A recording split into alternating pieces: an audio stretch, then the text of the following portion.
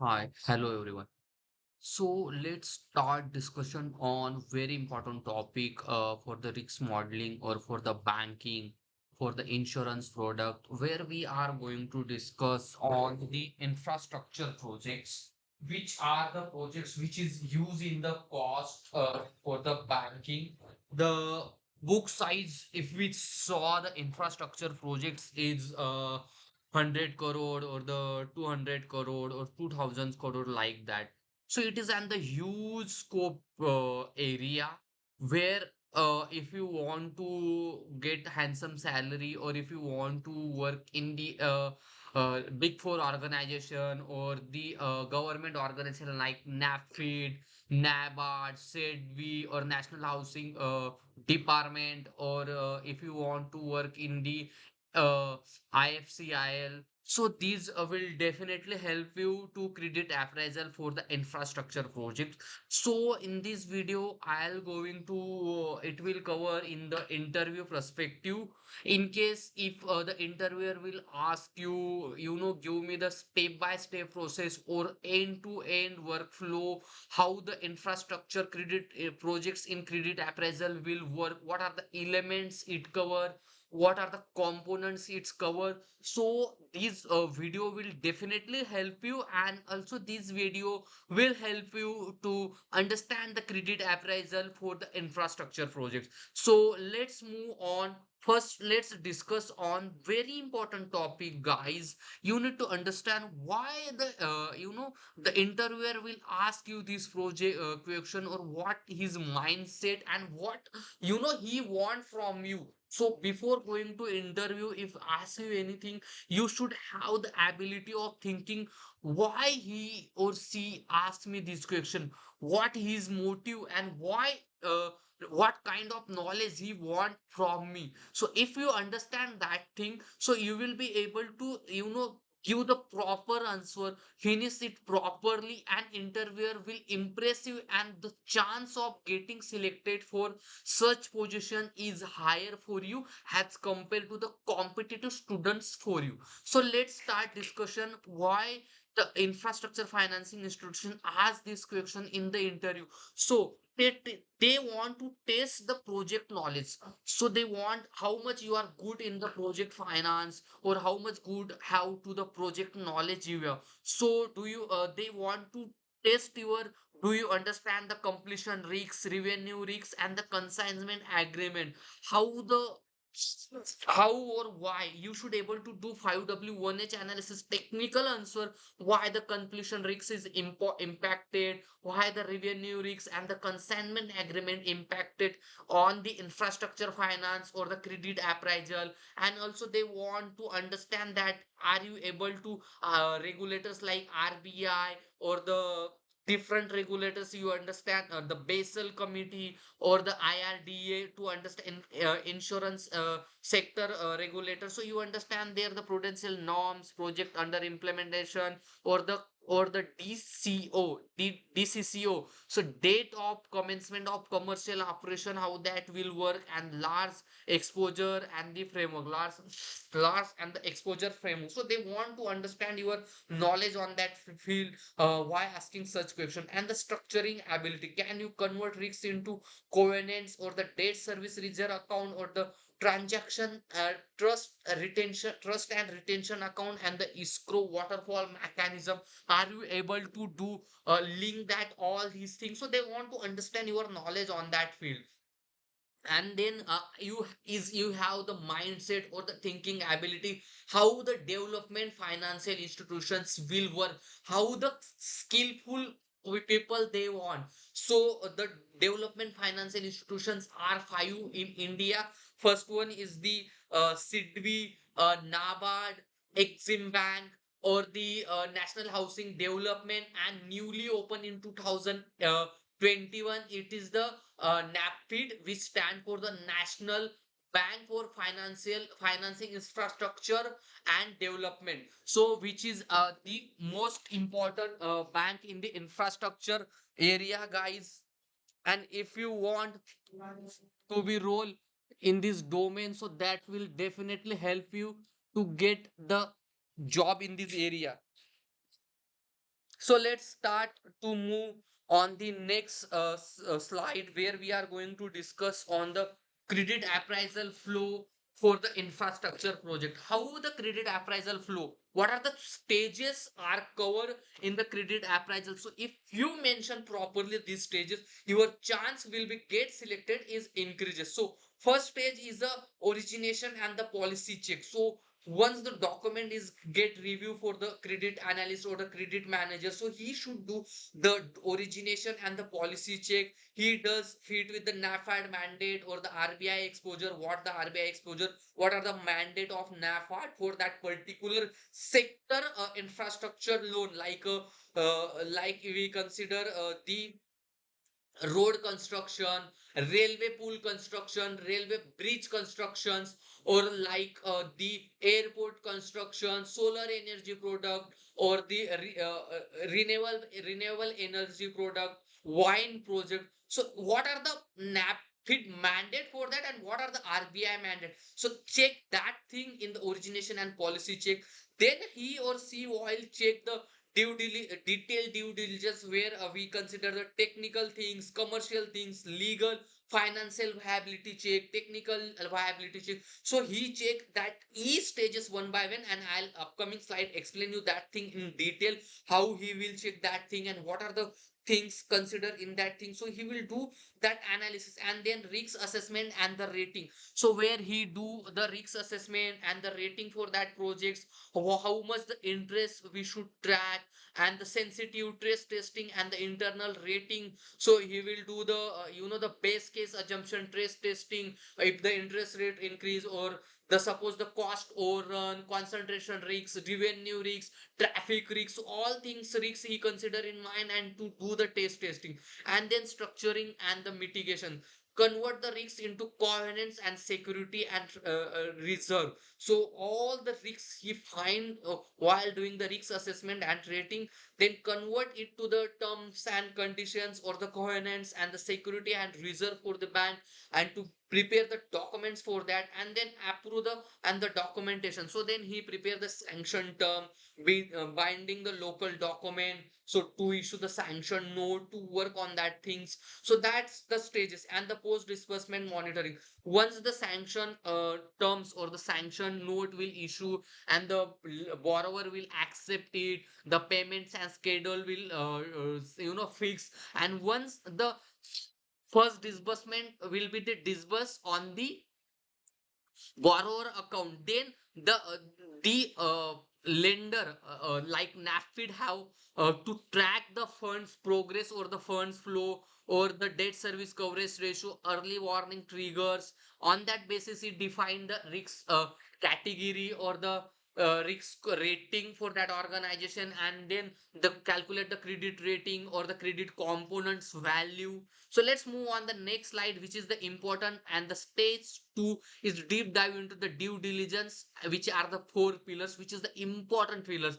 And you should mention that pillars in your interview, so they will understand. You should have the 360-degree understanding of the credit appraisal for the infrastructure projects. So the first pillar is a technical, second pillar is a commercial, third pillar is a legal and regulatory, and fourth pillar is a financial. So you should remember technical, commercial, legal, regulatory, and financial. So what you assess, what I assess, and what are the infra specific red flag in that each pillar. So let's suppose a technical pillar. So where you should do the DPR, lender independent engineer report, which is the most important report. And on the basis of your monitoring of that, the customers, you should do the quarterly lender independent engineer report, or the monthly lender independent report, or annually or semi-annually. It will depend on the risks, how that project will consist, and the engineering, procurement, and construction contractor credentials. You should understand that credentials, what they mention, and their technology and the commercial operation date timeline. When that product will get completed, that the infrastructure project where we finance that will get completed, and it will be the commercial or the operationalized, and it will start generating the revenue from that project. And then the infra specific red flag. So in the technical, what are the red flags? So unproven take, weak EPC contractor, no LD clauses in the agreements, and unrealistic commercial operation date. Guys, if suppose it is not feasible to complete that project in the all the things and go live that project with the commercial operation date, it is usable for the end user. It is not feasible for the technical perspective or the construction perspective. And if we consider that day we to get the more immediate disbursement from the bank, it is not the it is not the appropriate commercial date, or it is an unrealistic commercial date. So as an analyst, as an the credit appraisal analyst, you should identify is that the feasibility, or it's that the feasible commercial operation date. Then the commercials. So in commercials we obtain traffic study, traffic or demand risks, policy security, where we do how much the expected traffic year wise, how much the revenue generated by that project is. We are going to funding 100,000 crore for the date of that project. Is that project have ability to get the 100% amount with the principal and the interest rate which we charge are refunded to us. So we do the study on the traffic study, demand risks and the payment security, where we are going to know if suppose there is no PPA or waterfall. PPA stand for the power purchase agreement. If suppose there is a project which we consider the solar energy project, where the Solar Energy Corporation of India has agreement to the sponsor if they build the project, and they have some power purchase agreement that some amount of energy we are purchasing in the form of unit with that cross. So they have the power purchase agreement with the specific date. So that you should understand. And then waterfall, aggressive traffic growth, and it's 8% no escalation. So continuously the traffic will grow in that the project. So consumption of that the generation of electricity with the wind or the solar energy project will consume by the Solar Corporation of India limited with some defined amount. So that comes under the commercial thing. Then the legal and regulatory. Where that project is get field, so it is an the brownfield project or it is an the greenfield project. So basically brownfield project means the project which are constructed on already exist project, so there is no land kind of the risk. But if it is an the greenfield project, so we need to buy the land from the landowner. So land status is the 100% land buy or not, that comes under the legal and regulatory. Then E is EC and FC, concessional agreement, concession agreements. What are the terms and condition in that agreement? Then once the tenure will get completed or the borrower will default, so termination payments, how they that happen, and the substitution rights. It is and the non-recourse financing. It's so we are not able to the lender will not have rights to attack on the balance sheet of that the borrowers. He should have complete take his the investment from the his investment where he investing the amount. So it's an the non-recourse financing. It is a long duration financing, so it should be keep in mind in the legal and regulatory things. So 80% land in possessions or the EC pending or the weak termination clauses. Then the most important thing, which is the financials. Financial is the most important, guys, if you are preparing for the credit appraisal note for the infrastructure project. So you should understand the best case model. Basically base case model is the benchmark of the model in the best possible scenario. Is there no trace or is no any kind of risk? Is the but it is the potent, it's the simplest way you should achieve or complete your the take the debt in the form of receive the principal and interest rate if there is no any risks. So that is the best case model. Then the equity infusion, cost overrun, contingency, funding upside. So that all these things we calculate to consider the different risk testing model, sensitivity analysis, back testing. We consider the scenarios of scenario analysis, reverse test testing, to understand that the scenarios impact on portfolio, to understand the debt service coverage ratio, loan life coverage ratio, or we understand the debt to equity ratio, we understand the EBTI of that the project projects. So that will help you to get understanding of that projects is more. So equity is 25%, no contingency, cost escalation, unfunded debts, funded or debt service coverage ratio should be a minimum 2.8x. So that is the due diligence of fourth pillar. Let's move on the next slide, which is the most important, is the key risks and structural mitigations. So where we are going to discuss all the five types of risks and why critical for infrastructure and structuring mitigation has we take for the credit appraisal. So let's first, risk is a completion risk, second is a revenue market risks, regulatory risks, refinancing risks, and the fourth major, it is and the most important and risks which we consider, guys, and they have some rules and regulations defined by RBI or other regulator. So let's discuss on the completion risks. So other regulator in the infrastructure, like National Highway Authority of India or the Solar Energy Corporation of India. So these are the regulators. So let's start discuss. So completion risks.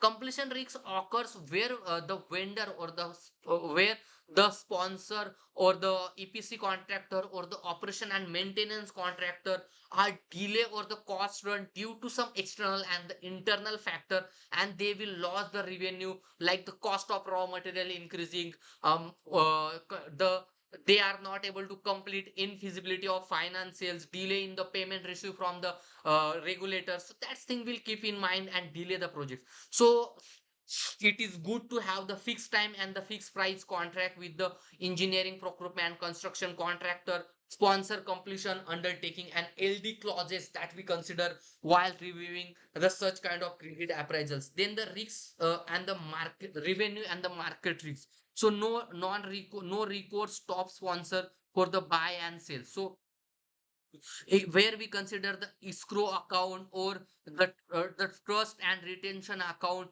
we create the debt service reserve account where we take the 2 months of the principal and the interest of the 2 quarters. How much the amount that the lender will collect it from the borrower for the 6 months of the principal and the lender, that will be stored in the debts service reserve account, cash swap, and debts credit ratio should debt service coverage ratio should be the at least minimum 1.3x.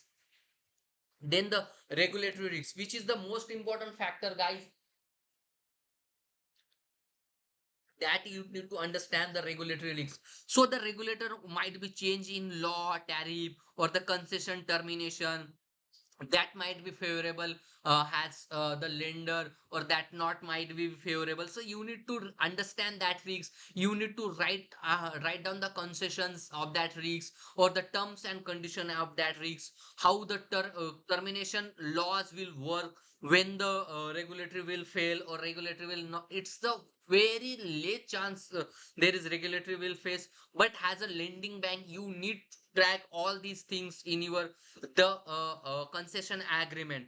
The termination payment covering 90 to 80% deep substitution rights what you have. So that should be in your hand. So refinancing risks. So the tenure is greater than 15 year and asset and the asset liability mismatch. So you're not able to do the asset liability. So that this kind of the risk is there. So I think I make a typo error here, guys. You should understand that asset liability management mismatch and the termination financial clauses, report post COD, commercial operation date, and cash transfer repayment, and the force majeure. It is and the most important risks, guys, and it is and the unsystematic risks. It is and the unexpected risks. We are not able to identify that risks at early stage, but we have some terms and conditions concessioner in our agreement, how once the force majeure will occur, how the regulator will work in the case of force majeure. So it is the risk that force majeure occurs in the national disaster or the political event or the floods or the it's not feasible to do that thing also. So the structuring might be the vacant insurance or the National Highway Authority or the Solar Energy Corporation of India force major cost and pass through that. So they have some terms and condition how they work on the force major side. So that's are the risk type, and there is the why that criteria for the infrastructure projects and what you should mitigate that thing. So guys, in the, here we can discuss on the live example for applying on the projects that the credit appraisal no for the infrastructure project. So I'll take one of the example, guys, the projects which is in the Rajasthan, where off-taker is the Solar Energy Corporation of India. If that project is the highway related or the roads construction, then the off-taker is the National Highway Authority of India. It is and the power purchase agreement where the Solar Corporation of India buy the from that the sponsor 2.4 uh, per unit for the 25 years. How much the unit electricity they will generate it? So they will buy at the 2.4 per unit, and so that's the thing. And the cost of that project is the 1200 crore, and the debt is the 900 crore. So it's the debt equity ratio is the 70/30, guys, you can see. And the tenure of that project is 18 year, and the promoter is reputed IIP. So the key risks identify in that scenario, you can see clearly. Generation risks. Yeah, we need to generate the electricity. So that is the risks there, guys. If we generate less electricity, so we have the daily how much the risks electricity we need to generate. Model degenerate or the zero point 0.7 per year. So we need to generate then the curtailment risks, grid concession in Rajasthan, how that flow, and the interest rate risks. Interest rate reset the after 5 years. So interest rate risks there, if the market interest rate will increase, decrease. So on that basis, your portfolio will get impacted or loan value will get impacted. So you need to restructure your financing and the restructuring recommendation. So we should do the debt service reserve account for 2 quarters where we can store the principal and the interest rate. We should have the cash trap for the debt service coverage ratio, which should be at least greater than 1.3x, and if release 1.4 for more than 1 year, mandatory panel replacement reserve for 10 year, and fixed rate for 5 years, then cap to 10 years. So let's discuss on the last slide, which is the most important, guys. Infra financing point need to be mentioned in your interview, and interviewer wants to understand that point from you. So the infrastructure financing is a long tenure focus. You should understand the interest, while the commercial bank are not suitable for the infrastructure financing, because the infrastructure financing our tenure is a very long, and the cost of the borrowing is a huge as compared to the retail finance, or as compared to the home loan, or the car loan, or the personal loan. So check refinancing risks as 10 to 12 years, stipulated stakeout finance clauses, development financial institution mandate, balanced development of infra with credit risks, earning social and governance, climate risks for thermal and renewable energy, RBI project finance norms in August 2019. So what are the norms released by RBI in 2019? Circular, the date of commercial operations, extension, change in ownership, restructuring role, termination payment for road renewable, ensure the concession agreement, give the 90 to 100% date cover, and the EWS, early warning signal. Guys, in the infrastructure project, early warning signals are the most important thing, and it will continuously track with that thing. So for the infrastructure, physical progress is less than 90% of the plan, or the debt service coverage ratio is less than 1.5x, promoter dispute trigger to join the lending, and the asset liability management mismatch is the most important. Match 20-year asset with long-term bonds collection. So these are the things you need to consider in the credit appraisal for infrastructure finance. So once again, guys, thank you so much for attending this video. If you are new to my channel, please do like and subscribe my channel. I am creating the videos on these hot topics, and that will definitely help you to get the better job in the market. Once again, thank you so much, guys.